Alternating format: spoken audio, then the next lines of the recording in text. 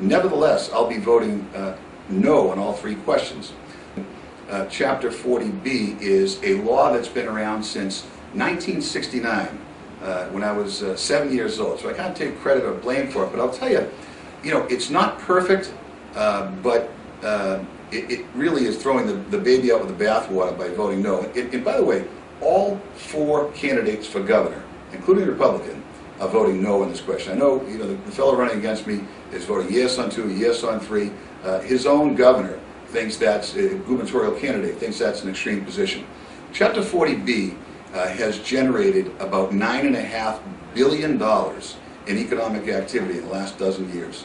And in fact, it's anticipated to generate about $1 billion in economic activity. What that means, Frank, per year, if you're a painter, if you're a framer, if you're a plumber, if you're an architect, if you're a conveyancing lawyer, if you're a site contractor, there's an awful lot of people that would not have work but for this. Nor would we have affordable housing like where we are right now here at Fuller Village.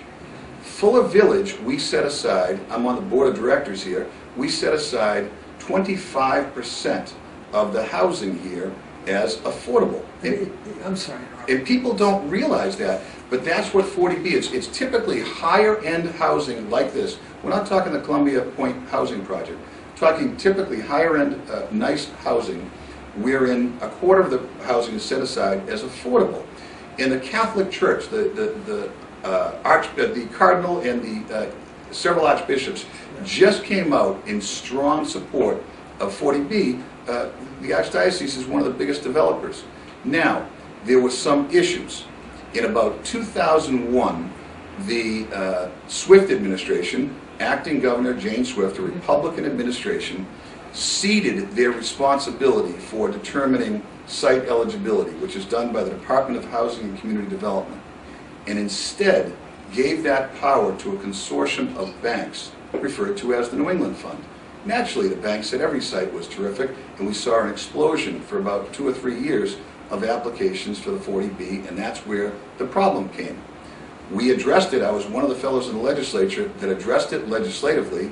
The Republican administration vetoed it, but subsequently the changes have been made by subsequent administrations administratively without legislation.